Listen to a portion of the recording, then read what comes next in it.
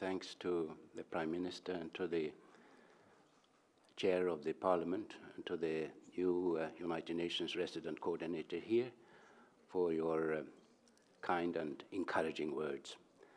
Let me say from the outside that an observer coming from other countries, from the outside, to observe a situation in a country has to be humble. It's not possible for anyone outside to really understand the situation in a country. And it's absolutely important that anyone who tries to do this has a humble approach and a self-critical approach. I think self-criticism is actually the key word in the work for human rights.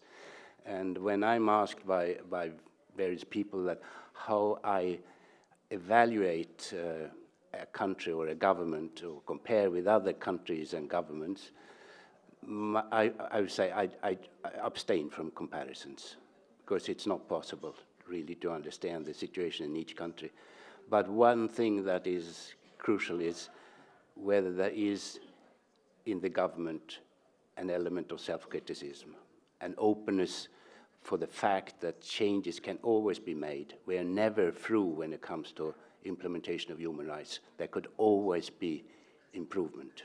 And I think that self-critical approach also goes for the outsiders coming from United Nations, European Union, Council of Europe and others, that we have to be open-minded and self-critical in our assessments.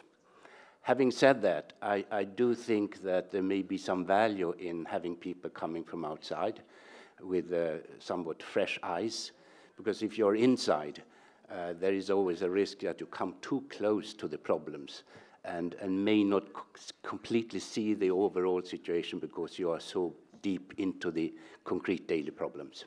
So I think the combination of some observations from outside with a concrete discussion inside on what one could do in order to improve is a good combination. And that's why I think that the international agencies here have a role to play if we are humble and self-critical in our approach.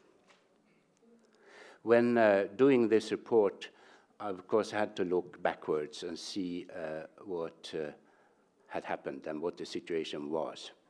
And when doing that, I read quite a number of reports from international observers. And what I noticed was that these reports were quite similar to the reports of bodies inside the country. I'm thinking about reports from the public defender, and I'm thinking about the reports by established non-governmental human rights bodies. And the picture that emerged was that there were some systemic problems, even in the very system of justice. That there was a problem about what we call equality of arms in the judicial procedures, the balance between the authority and power, in reality, of the prosecutors compared to the possibilities of the defense in the judicial proceedings. That's a major problem. It's clear also that there has been a misuse of the system of plea bargaining, where prisoners were faced with unfair choices between a very long sentence or to admit, perhaps even when they were confess, perhaps even when they were innocent, and perhaps had to pay money in order to have a reduction of the sentence. This was a misuse of the plea bargaining system, which obviously did take place here. There were also reports about really bad prison conditions, overcrowding, bad health care, and also violence in the prisons. And of course, these problems have to be recognized and to be addressed. And that's one major aspect of the report as well. There were even some observations that the borderline between the dominating strong party in power and the state had been blurred. And one important principle when it comes to democracy is that there should be a very clear distinction between the role of the party and the authority of the party and the state itself, those representing the whole society. when I started this work, I was here before, of course, sometimes as a Commissioner for Human Rights in the Council of Europe. I was informed about a great number of complaints which had come in from the citizens to the prosecutor's office, to the public defender office, and also to the Human Rights Committee in the Parliament. And of course, this was a signal that something had to be addressed. And one of the key recommendations in the report, you will see, is that each such complaint having come in must be responded to. Those who take the trouble to write down their concerns, they have the right to have a clear individual response from the authorities in charge. And I think that is important also to underpin the respect for the system of justice in the country. People should feel that they are listened to. Also, it has come across that there has been a very extensive system of surveillance in the society. And the discovery in the Ministry of Interior that there were videos of private life situations and also of conversations to a large extent is something that needs to be discussed. And I will come back to that issue. Also, when preparing the report, I try to understand the more social situation. And as you know, human rights is not only about political and civil rights and the system of justice functioning. It is also a question of economic and social rights and the living conditions for everyone in society. And it was not difficult to see that there were problems there as well.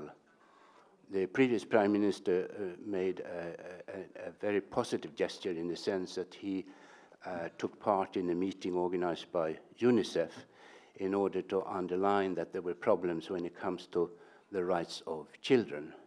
And of course, the statistics and data presented there about child poverty, about the problems when it comes to the growth of the most poor children in our society, and the standard of primary education was something that I hope will be addressed now when it comes to the follow-up of the report and in a concrete strategy for human rights, including the National Plan of Action, which will be discussed. There are two key messages in the report you will see when you look at it. One is that there is now a need to, in a systematic manner, go through the past. I've just touched on some of the problems from the past, but there is a need to address them in a systematic manner. And the other main consideration relates to how you build a system to protect against human rights violations, prevention. And the conclusion of that is that there is a need, in my opinion, humble opinion, to review the institutions in the society. Because when it comes to human rights, it is not only an issue of responding to an immediate crisis and trying to resolve the crisis. It's a question of systematic organizing of the society so that human rights will be as little likely as possible. Prevention. And therefore, there is, and that is our conclusion from the work in many parts of the world, that there is a need of a system of checks and balances. So one would secure that there is almost implanted in the administrative system aspects which would mean that problems will be addressed at an early stage. And there is a number of issues to be discussed. When it comes to the first key message about addressing the past, it's normal after a change of government that there will be a period when one looks backwards. I mentioned the many complaints which have come in, which really needs a response. But I think also that there is a need for a systemic approach, a policy on how to deal with issues which have come up in this discussion. And there have been problems here in the discussion. There has been a proposal about a commission backed by a law to look at what has been called the miscarriage of justice, and that discussion has not been completed. There has been a proposal about some kind of an amnesty which would protect the people who were involved in some wrongdoings, but at the same time could be seen as really just following orders and may not have been key actors when it comes to these wrongdoings. And there is a need to complete this discussion, also to be able to move forward.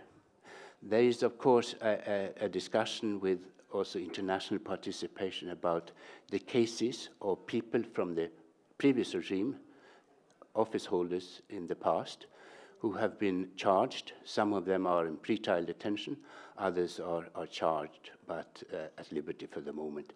It is absolutely crucial that these trials are conducted in a professional manner. And the quality of the charges there, of course, are very important. And you are aware that there will be an international monitoring of these trials. And this is another test on how the system of justice really works. And there should, of course, be a possibility for those charged to have their rights met in this situation. So I believe that there is a need to have another systemic look at the past, come up with a complete, thorough approach to the past, and try not to drag it out too long, because the country needs to be brought forward and not be stuck in the past. When it comes to institution buildings, of course, a major aspect is the functioning of the system of justice. There have been a lot of discussions so far. There has been a review of the High Council of Justice. There have been elections to the non-judge posts within the system, in the council. There are 2 vacancies still, which of course should be filled as soon as possible. And the idea, of course, is to guarantee, to ensure that the independence of the justice system there, the court system, will be respected, and there should be hands-off approach from the political authorities in order to facilitate for the justice system to be absolutely independent. But it also requires a response from the High Council and from the judges themselves that they are prepared to take that role of being competent and absolutely independent. And one of the messages which have come through from advisors from outside, including one advisor from the European Union, is that it's important that there will be a sense of individual responsibility for the individual judge. All the judges should take their own responsibility in the system and when they perform in the individual cases. That's important. There are some further discussions to be held here. There will be a need of some legal adjustments also in order to secure those principles. I am hopeful that actually the process going on now will lead to positive results, and the previous Prime Minister demonstrated very clearly that he wanted the political authorities to respect the integrity and independence of the judiciary, and that's of course positive. You have a strong office of a public defender here with quite a lot of resources, which is very positive.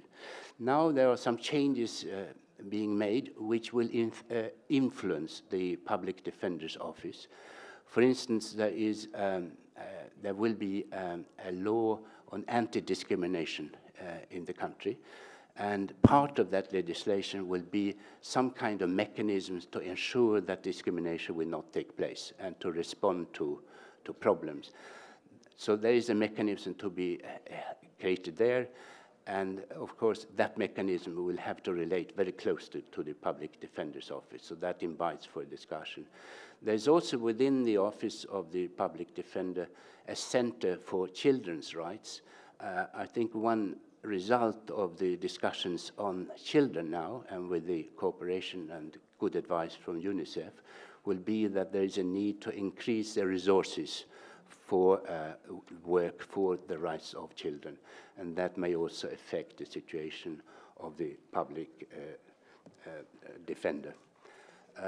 There are other also institutions which come up for discussion. You have already decided on a data protection inspector, and this is a very crucial institution. In fact, many countries today in Europe have already such an office, and they have quite a lot of work to do, and not least inspired by the media reports on the surveillance activities going on and the problems when it comes to the new social media, when it comes to protecting the integrity of people. It's important that this new office will be well-resourced and that its independence will be fully respected. The report also proposes that there will be a look into how people can complain when they feel that officials in the law enforcement are behaving, police, for instance, but also prison guards and prosecutors. There is a need for a possibility and an opening for complaints when it comes to these officials. Usually these are protected by some kind of a screen of impunity, and that should not be allowed. The countries which have introduced an independent mechanism to receive and act upon complaints against those official holders, they have seen that the reputation and the credibility of the police forces, the prison guards and prosecutors, have in fact increased. So inviting and dealing seriously with complaints against such people is actually very positive for the improvement of the credibility and respect for instance, the police. And there is a beginning of a discussion on this issue, not least when our Prime Minister was Minister of Interior. And it's important that that continues, in my opinion. There was one important step taken by the Parliament in the adoption of a labor code, a new labor code.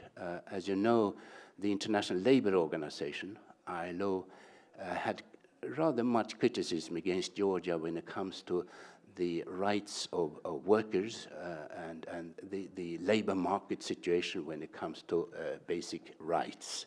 This has now been addressed in the new labor code, but this needs to be followed up with institutional reforms. There is a need of an inspector on working conditions to whom people could turn if they are in grievance, and have a serious discussion about this. There is also in many countries an institution for mediation when it turns out that negotiations between employers and employees are difficult, that there is an atmosphere of conflict, that there will be an institution which will help in mediating problems. And in fact, this has, in those countries where it works, meant that you have had much less strikes and disruptions in the production, and therefore this institution has also helped when it comes to the economic financial matters. So that's another recommendation in the report, a serious consideration of that. Of course, with the new relationship to ILO, there will also be a need to activate the tripartite commission, this institution where employers, employees, and government representatives will have regular meetings to discuss common problems. And of course, that's strongly recommended. In most countries, Italy is famous for it, to have prosecutors who are particularly competent and trained in looking at the problems of the risk of corruption. I think also there is a need now in the current situation to have a look on the organization of the ministries themselves. what ministers are there, how they relate to one another, the role of the deputy ministers, and a number of other things needs to be discussed. We had a discussion with the Prime Minister yesterday about this, and this is, of course, an interesting aspect. In the longer run, it's also important to ensure that you have a clear concept of civil service, so that there is a distinction between those in the government administration who are appointed on the basis of their political sympathies and loyalties, but that there should be a protection of the sort of, say, ordinary civil servants, who should be professional, of course, who should also be having a safety when it comes to tenure in their offices, and who should be loyal to whoever is in power. So there shouldn't be a total change in the civil service administration because there is another result in a coming election. And to develop this spirit of impartial, professional civil service, also, if possible, on a local level, is something which is very central when it comes to building democracy. Of course, the report touches on, but doesn't go very deep into, the issue of decentralization of the administration. But even there is, of course, a need to ensure that basic democratic and human rights aspects are covered. And the slight recommendation there is that when decentralization is entered into, the experience from other parts of the world is that one has to go a bit slow. Too quick changes there may disrupt rather than being of help. But the discussion on decentralization, of course, is absolutely crucial. So these are some thoughts, basically based on some experiences in other countries. My feeling was that in the present situation, a real look at the institutional reforms needed is what comes through also when it comes to the analysis of the human rights problems. And all that, hopefully, would be part of the forthcoming strategy on human rights and plan of action, because that report really aims at giving some ideas about what ought to be discussed now in a systematic manner in the government administration, including the various ministries, in order to try to make a systematic plan on how to implement. It's very easy to have principles about human rights. The trick is to make them real and to bring them into reality. And I hope that when a plan is agreed, that it will be a working instrument, not only something that you read and put in the shelf, but really be a working instrument. And there, consultation is crucial. It's not only a thing for the deputy ministers in 5-6 ministries to agree upon. It should be the result of a process of consultation with outsiders, the various non-governmental structures, of course, with the Public Defender's Office, the data protection, the other institutions in society. So there's a feeling that we all owe this, we own this. It's a participatory approach which leads to a participatory report and will also include a real implementation. So this is the basic idea. Am I too long-winded? No. Okay. After this sort of introductory points, I wanted to mention just some other points. You really have to read the report because it's so full. I cannot summarize everything.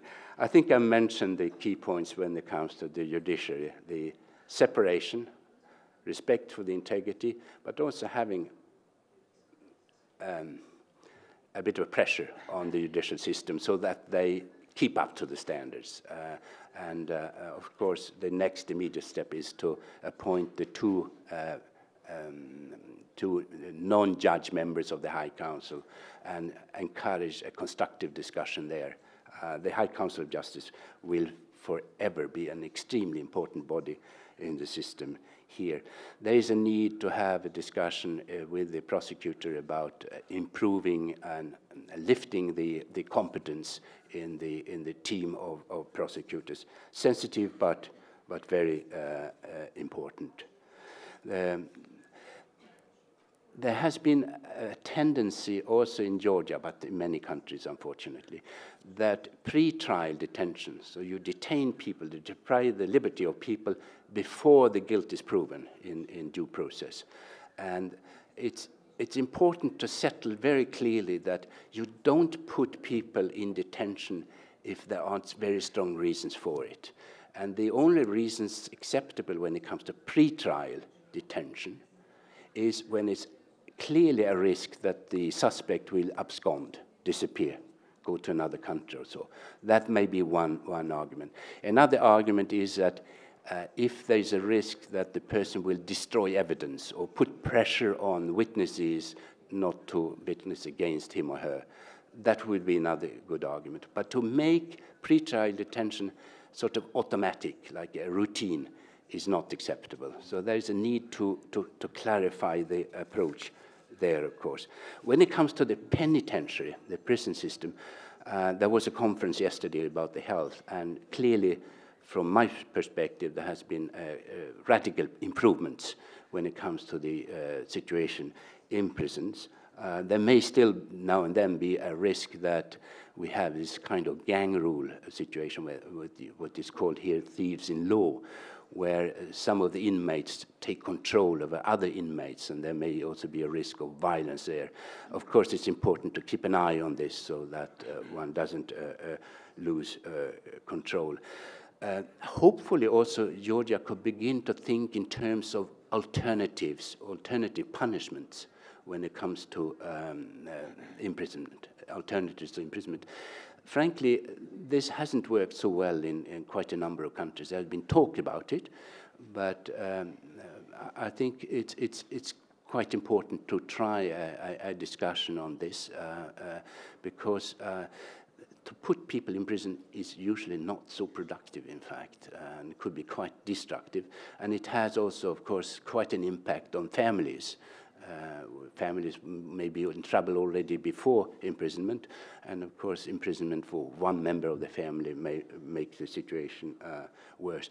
And the basic principle should be that one should use the time people are locked up to help them to reintegrate in society, to emphasize this, so that one would minimize as much as possible the rate of recidivism, that people come back to prison. That should be the guiding star. But I would like to say that I think there is considerable progress in the penitentiary system, and that's positive. One important aspect there is juvenile justice, that young people who have gone astray and done stupid things, that they should be seen as much as victims as perpetrators, and a humane approach to them is important. The Convention on the Rights of the Child, which of course Georgia has ratified, emphasizes this very strongly, that detention of children should be as much as possible avoided. And if it's seen as absolutely necessary to protect the child or the environment, then it should be humane, should be the shortest possible period of time, and with an emphasis on reintegration in society, helping the child to come back to a normal life. The police, we have now a prime minister here who has a background as a minister of interior, which is a chance to really have a look at the police situation. There's one thing there that has come up quite clearly, and that is the methods used of the Ministry of Interior before for surveillance. I think the films that were made, even on sex life of individuals, and there are a number of such videos, of course, which were there in the ministry, now destroyed under a certain process, was a warning. it is important that we don't have this kind of KGB methods applied in our society. So there is something that is very important to really ensure that such practices will never be possible in the future. The Prime Minister, when he was minister there, he also stressed the importance of the education of the individual policeman, including on human rights. He introduced a code of ethics, which should be a guiding help for each individual policeman. Those types of efforts are important and, of course, needs to continue. But they have been already, I think, of some impact. Minorities rights. Every country has a problem when it comes to minorities, and it's just a question of building a system where the interest of minorities are protected. And that goes for all types of minorities. And there is a need to work here. There is a legislation coming on anti-discrimination, which will be relevant for minorities, of course. I think religious minorities is another aspect which needs to be monitored clearly. I think the issue which was under discussion recently about the minaret, which was taken down in one village, but now put back again, was an interesting discussion, and we have to learn from that. I think it was great, very positive, that the minaret was put back again. It was a clear message, the respect for the Muslim citizens in this country. And I think this was a bit of a watershed, which, of course, should be protected. Georgia has made a pledge to the Council of Europe when Georgia became member of the Council of Europe, relating to one minority which was pushed out of this country during the Stalinist period, the Mansketian Turks. And their undertaking was that they would be allowed to come back and to have a decent start when it comes to their return. There have been some work in this regard, yes, but my feeling is that more could be done on this one to complete the fulfillment of that pledge to the international community and, of course, primarily to that minority. There was an unfortunate event on the 17th of May when it comes to what we call the LGBT and the demonstration there and the counter-demonstration, which was, as you know, very massive. Lessons have to be learned from this and conclusions drawn. There is an unfortunate misunderstanding spread out here in this country, but also in many other countries, that homosexuality is a form of virus, that you will be infected and therefore you change your identity. This is not the case. We are different. People are born in different ways, and we have to respect that and respect that there are minorities and they have the same right to live and to have jobs and not be discriminated as everyone else. So here I think Georgia is faced with a bit of a challenge in order to make clear what it is all about, to avoid that misunderstandings are spread, prejudice is breeded, and that people who are absolutely innocent in most cases, that they are not being victimized in this situation. And difficult, I mean, really difficult. And there have been some good examples here. I mean, the change in Poland, for instance, on this very issue, it was remarkable because the homophobic tendency there was deep, but it has changed quite a lot in recent years. So that might be a good example on how one would deal with this very difficult issue. Women's rights, you cannot write about human rights without dealing with the situation of women. Georgia is fortunate to have very strong women in many situations. It's very strong. But there are, of course, problems. You have problems with the domestic violence, and children and women, not least, are the victims. of domestic violence. It's an issue which is difficult to touch because some people feel, well, this is private, this is my family, and don't touch it. But it has been recognized as a human rights problem because of its systemic nature. And it's important that this is tackled in a good manner. A couple of other problems, of course, when it comes to salary level. We know that women tend to have a lower salary for similar jobs compared to men, and that, of course, not acceptable. And likewise, the political representation.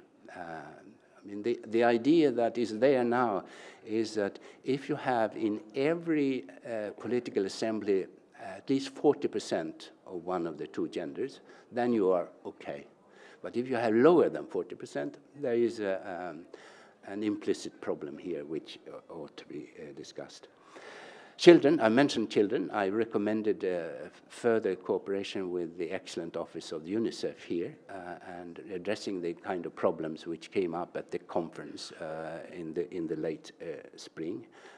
We should not have child poverty. We should not accept the situation where some children are being brought up with less possibilities than other children. We should have an equal opportunity policy when it comes to children in our society, and that is also good investment for the future and for the economy of the country. Disabilities, depending on how you define a disability, we estimate that up to 8, 9, 10% of the population have disability. And of course, with the growing age of the society, you have more people who are in some sense disabled. There is a very interesting United Nations Convention from 2006 dealing with the rights of people with disabilities, and that includes also those with intellectual disabilities and mental health problems. Georgia has not yet ratified this convention, but do that. And do that in the spirit of discussion and self-scrutiny. It's important. And the basic idea there is that no one is at fault. It's not the problem of the individual who is disabled. The problem is that the society is not adjusted to give space for everyone in society, including those with some disabilities. Important and interesting. Finally, there are, of course, freedom issues, freedom of expression, freedom of assembly, freedom of demonstration. All these are central. Some of it covered in the labor code now. And basically, I think the legislation is fine on this point. But the thing is to ensure that practice is in line with the principles. And that makes it necessary to review the way that demonstrations have been handled in the past. Demonstrators should be protected, and they should have the right to make their position known without risking violence from anyone, other demonstrators or the police. And the handling of demonstrations is important. I think that the Minister of Interior is discussing this and has also made some progress. Media freedom, crucial. Journalists should be free to do their work. Hopefully they should also be ethical in the sense that there should be a self-scrutiny within in the media community to ensure that quality of reporting is protected. That's important for human rights. But one should avoid any penalizing of journalists for what they have broadcast. It's important that the ownership of the various media companies are public. And that there is nothing hidden there, because people have the right to know who is behind this media outlet, this newspaper, this radio station, etc. I think to help the media to function well, an approach of the government being open to give out documents, access to information, is one of the key principles when it comes to ensuring freedom of speech, freedom of expression in the society. So that is a list of points mentioned in this report. There are other points as well. Time didn't allow to go into everything. But a final word is that I'm very optimistic about Georgia, not only because of your success in Vilnius. You have an excellent group of non-governmental organizations here who are very much on the alert, impartial. Impartiality is crucial in human rights, impartiality. You look at the facts as they are and come up with proposals which are relevant, and you avoid unnecessary politicization. So you have that spirit, and you have the beginning of institutions there to protect the rights of people in society. So, and I think that the international community, on your request, but only then, only if they are asked to, will be able to give assistance and share the experiences that have been made in other countries. So with this positive note, I wish you the best of luck.